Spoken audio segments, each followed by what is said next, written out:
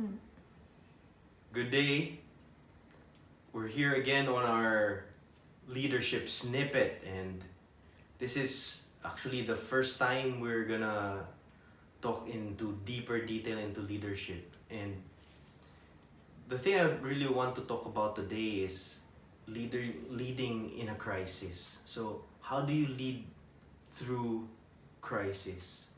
I think it's very relevant for us now to think about this because we are in a crisis and we have to be able to know how to navigate and manage the crisis to come out stronger, better, more efficient.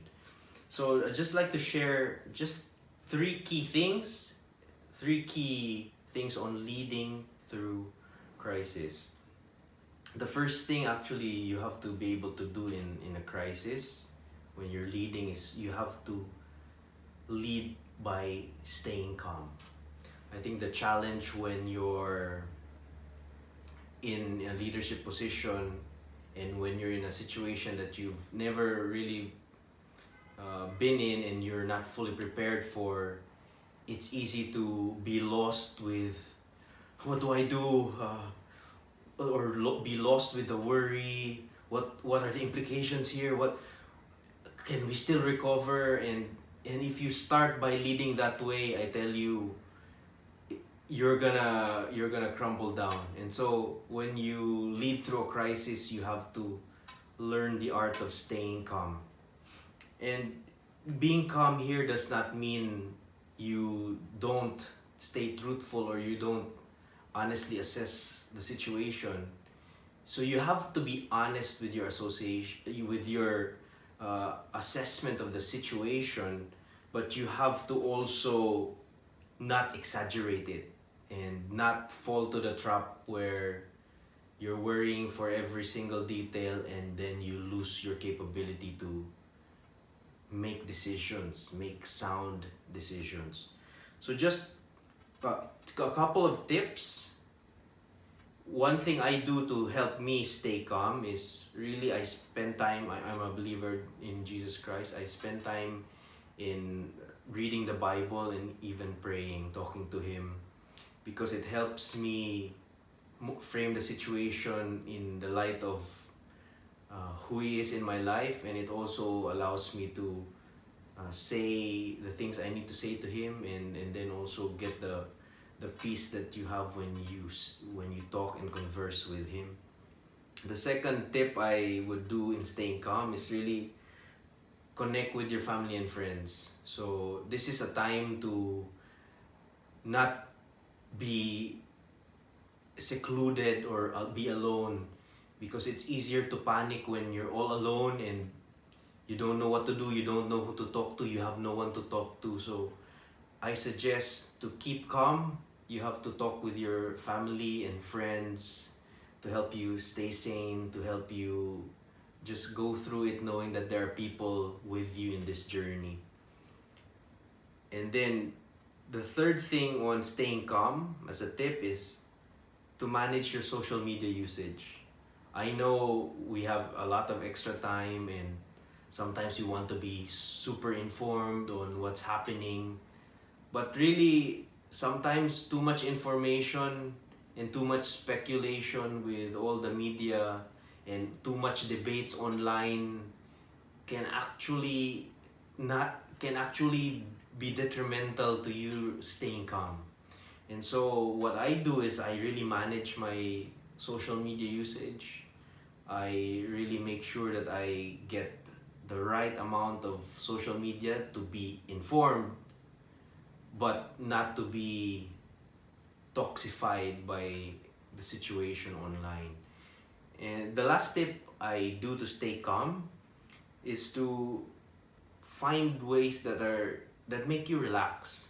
So it may be different for you, it may be different for me, it may be different for others, but do something that will help you relax. So for me, it's reading a book.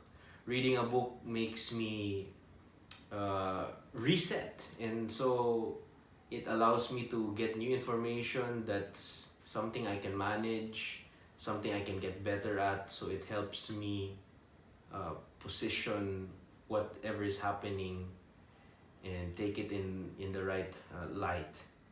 And so, why do we need to stay calm in leading through crisis? Because it's hard to lead well with a clouded mind. So, manage your inner calmness so that you'll be able to make effective decisions. The second thing when you're leading through crisis is you have to lead by innovating. So you have to lead by staying calm, being sound judgment, but you have to also lead with innovation. So you have to paint, if you have made an assessment of the situation, you have to be able to spot the right opportunities. So I'll give you quick tips also here.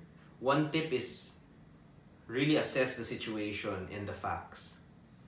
So honestly assess through them, like this is the fact, we're in COVID, we haven't flattened the curve fully, the ECQ might take longer. These are facts. The church, for example, if you're in a church setting, the church is not meeting in one place.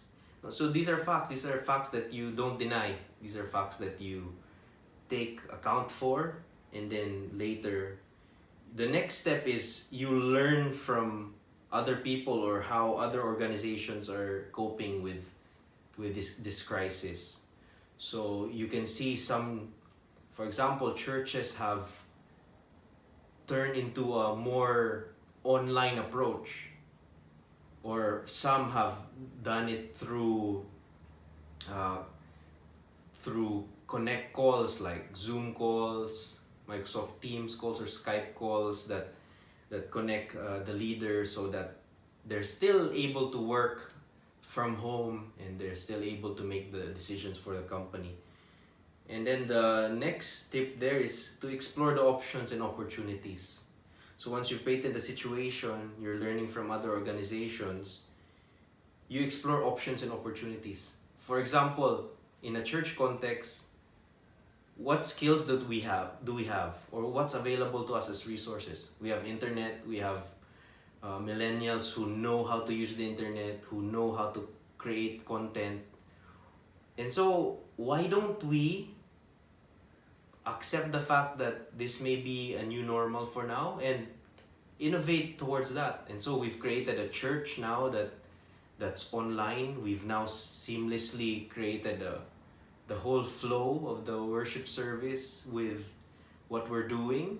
And then at the same time, if you're someone who works in a corporate setting, it's also, you have to understand what are the opportunities that arise. Like if you're in sales, what are the other channels that can open in this time of crisis? What are the other sales channels, or what are the online platforms you can use to do delivery services instead of focusing your business on just having your brick and mortar store? And so the last thing there is, when you innovate, you have to, of course, execute and recalibrate as needed. So we're in a new normal. We don't know what exactly and how long this will take, but when you execute, you have to recalibrate and get better at it. And the last thing when you lead through crisis is you lead by modeling. You lead by modeling. What does that mean? You model the behavior you desire. You model the leadership that you desire.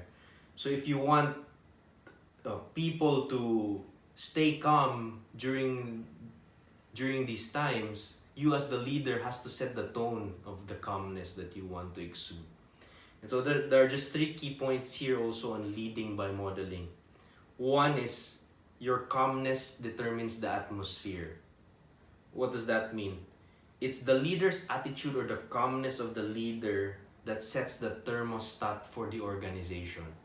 So if you're going around in circles and you don't know what to do, and you're showing that you don't know what to do, and you're not calm, it will spread panic throughout your whole team. So you have to stay calm. So your calmness determines the atmosphere. And then the second one is, your work ethic determines the productivity of the team. So if you want the team to stay productive, you have to set the tone. You have to set the tone that you're working as hard as them, or even you're working even as hard, or even if not more than them, so that you set the tone that even during COVID, we're still able to maintain this productivity, and then the team can also maintain that productivity. And then the last one is your growth determines the potential of your team or your organization. So you teach what you know, but you reproduce who you are. So it's easy to teach something, but you actually reproduce who you are. So if you want to increase the potential of your team, grow as a leader. And in your growing, you're able to challenge the other leaders to grow as well. Thank you. God bless. See you soon.